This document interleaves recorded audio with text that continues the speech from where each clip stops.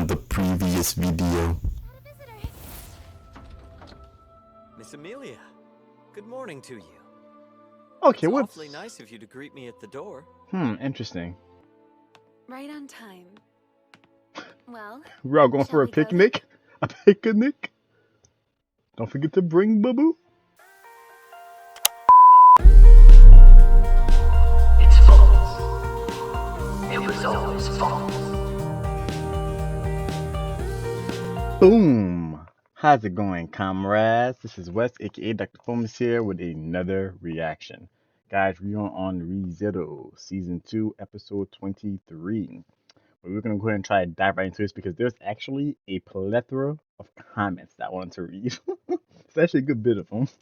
This comment is by Xavier18 on my reaction to episode 15 of season 2, and when I was crying about why Amelia was like so broken up about the promise Subaru made, which I mean I do get it now. You guys did explain it really well to me. I get why.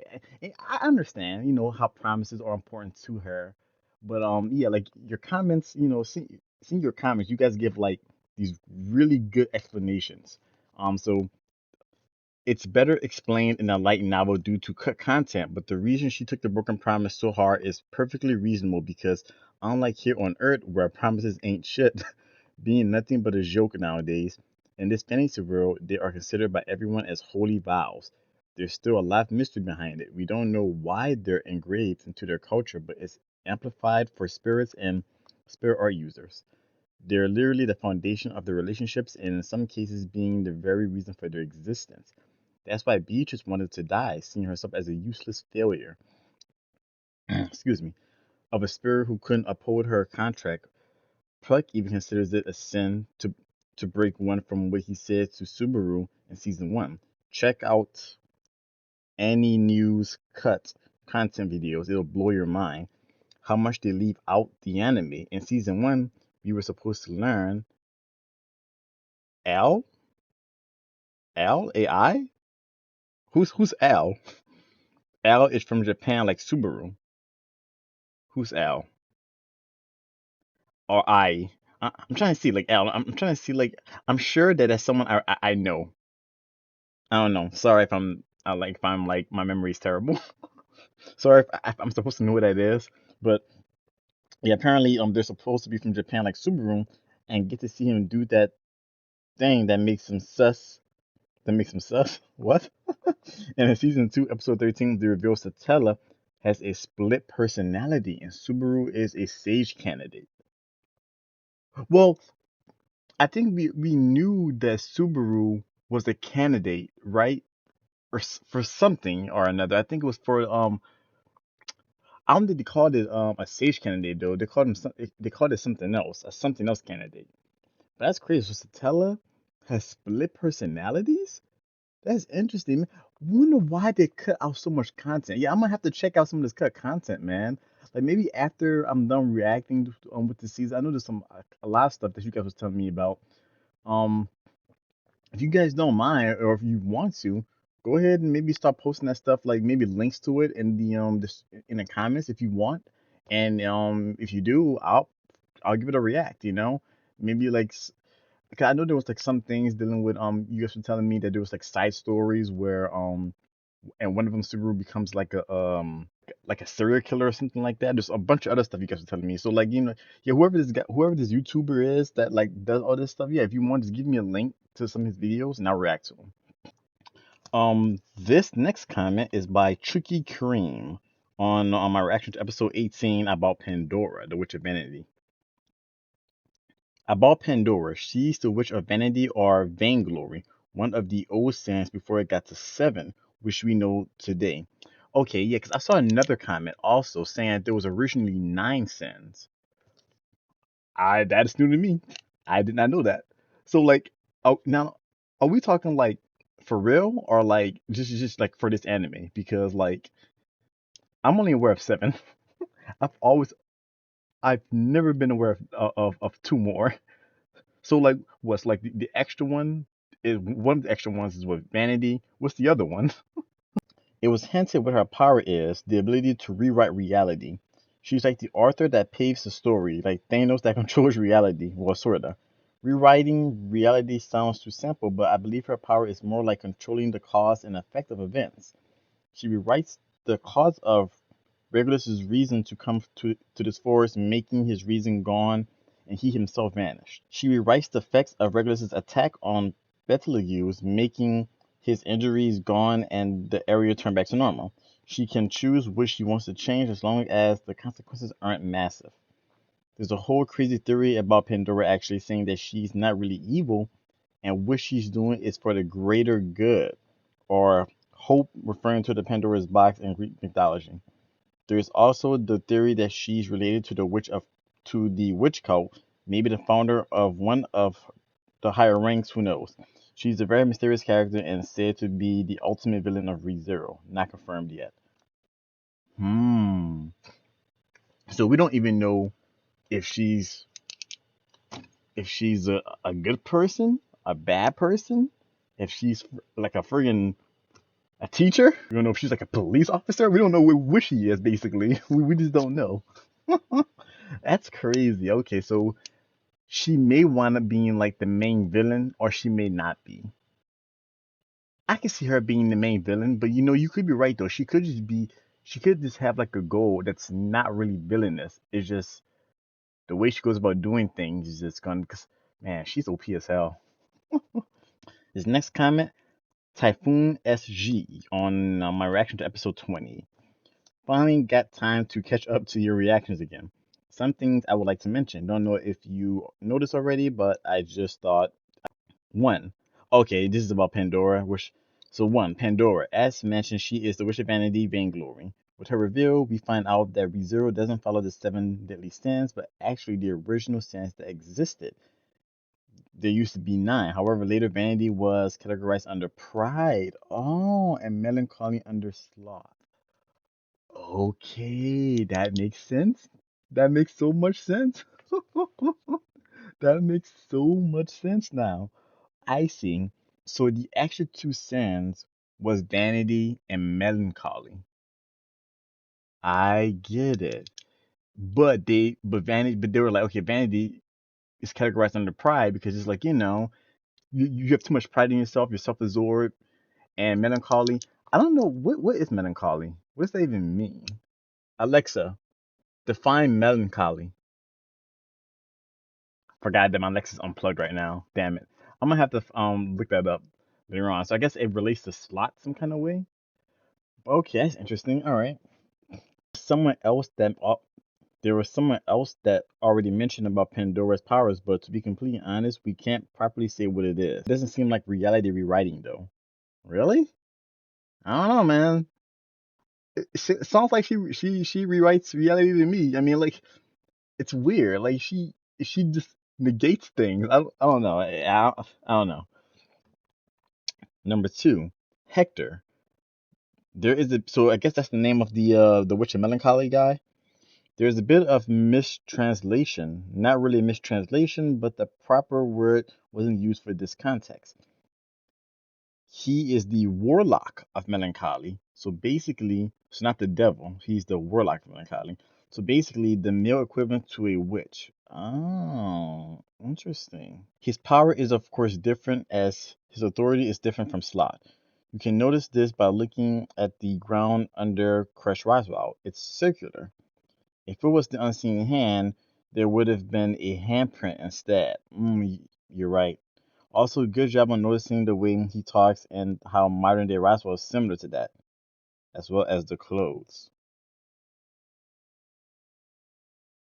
Why'd you congratulate me? Is this something? So they are connected?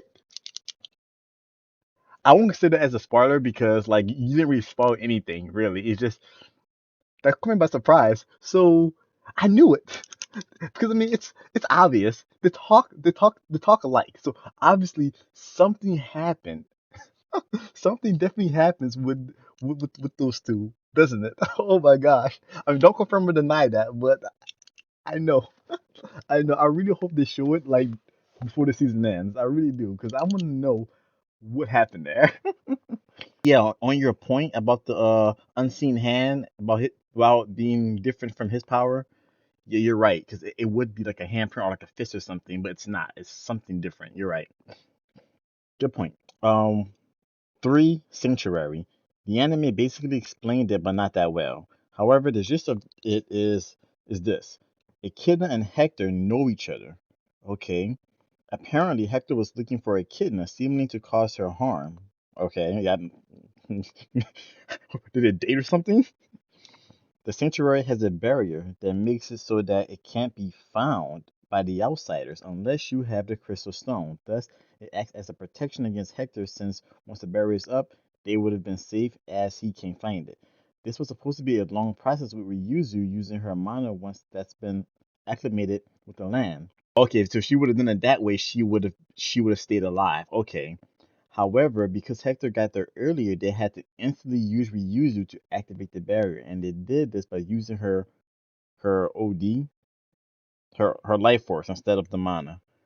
Oh, okay. So it was just like they had to rush, basically. They had to rush it, and it just didn't. Oh, dang, that sucks. But see, here's the thing that confuses me about this. So like, 'cause he was already in the sanctuary with them. So as soon as the barrier went up, what, like, did he get ejected or something? Or did they all just disappear? Like, how does that work? Like, since he was already there. I don't know. I mean, we'll just go with anime logic. He just stopped being there. He must have been, like, ejected, right? Or maybe he lost consciousness or something. And then they, like, just kicked him to the curb. Something like that. That was a very informative comment. Last comment, guys, is by Khan Usal by on my reaction to episode 21. What Roswell meant by the world is moving towards its end is that the events that are happening are not how his book that foretells the ideal future specified them to be like. That's why he says that the world has strayed from the correct path, which is basically Subaru would end would choose to help Amelia and sacrifice the mansion and then help her win the selection, etc.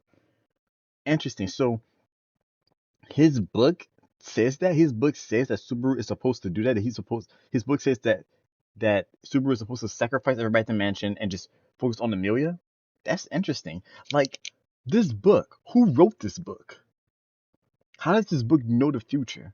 I don't think did they ever explain that? They didn't. Was it the witches who wrote the who? Like, who's the author of that book? Is it the Witch of Vanity? Is she the author of the book? That would be crazy. But I mean, I don't think she knows future things. She just seems kind of like, really powerful. I mean, she does seem like somewhat omnipotent. I don't know. Okay, so that's what Roswell meant when he was like, this world's coming to an end. Because I was just thinking, like, what the hell is he talking about? At first, because then also, I was also thinking maybe he just meant because he thinks that Subaru's going to reset or something like that too, maybe.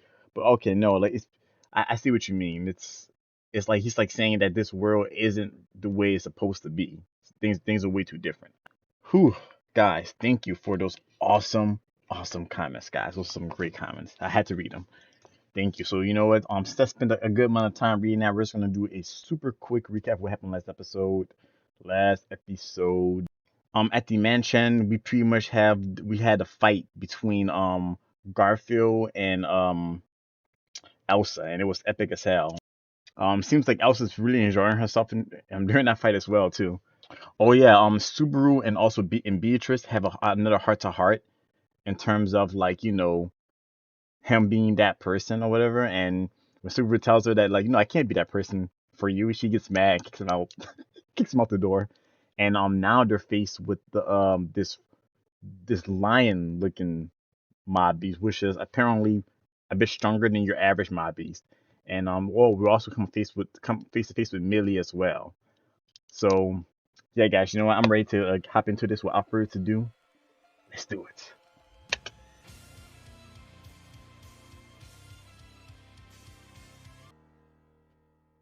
Is there more? Nope. Nope, that's it. Oh my goodness. Wow. And that song is beautiful.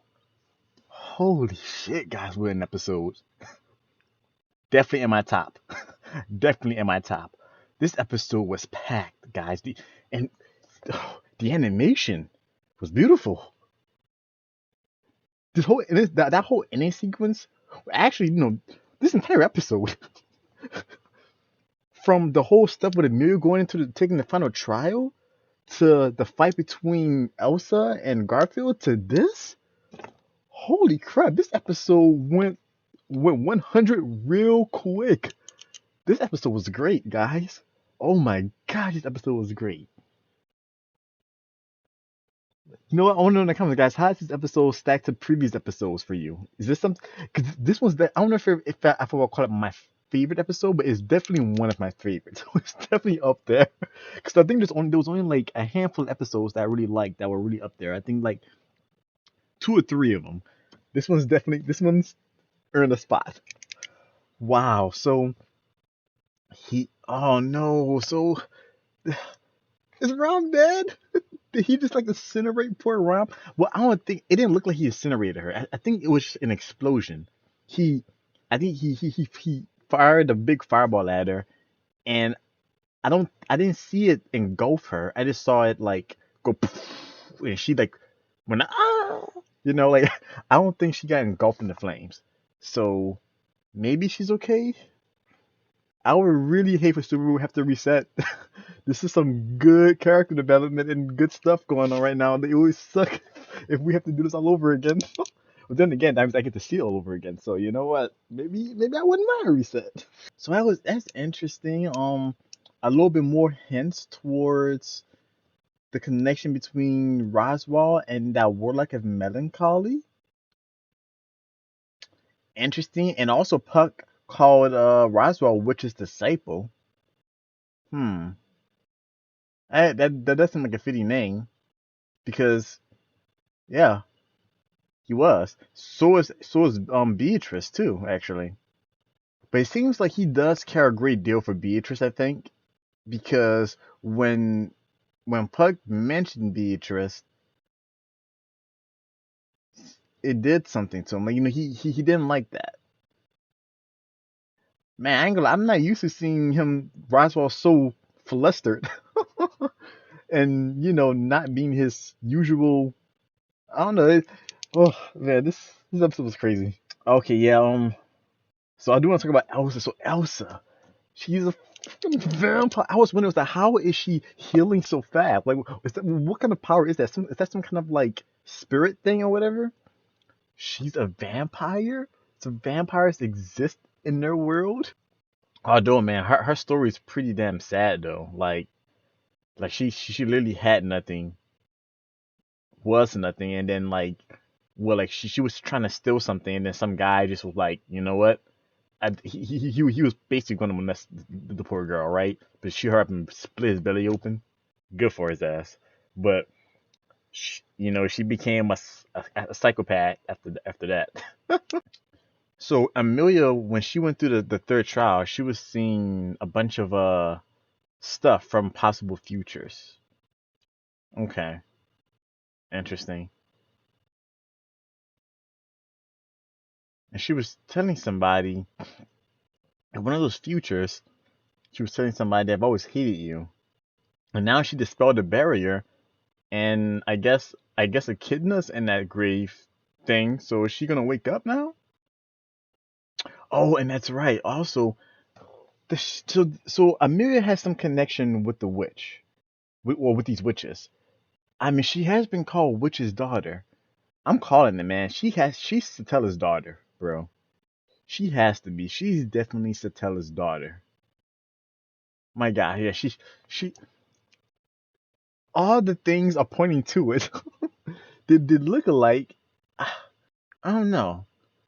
But then again, she looks pretty young. Like Satella, I don't think she's a mom. And if she is Amelia's mother, how did she become a witch? Because we never found out what happened to Amelia's parents. Well, we kind of did. It looks like it's well, I want to say hinted. I think it's pretty much like confirmed at this point that the witch of Pandora, the witch of Vanity, took them out. But I wonder if she converted her mom into a witch, like how she converted Pettilugues Because it seemed like the Witch of Wrath, Minerva, I think that was her name. She seemed endearing towards Amelia. You know, like you stupid girl. I'm what? Hmm. Wow. What an episode this was, guys. What an episode. This episode was so good. It was so great. This was a great episode. One of my favorite episodes. Like, oh my gosh. Man, guys, two more episodes left? Yeah, two more episodes left, man. What is in store?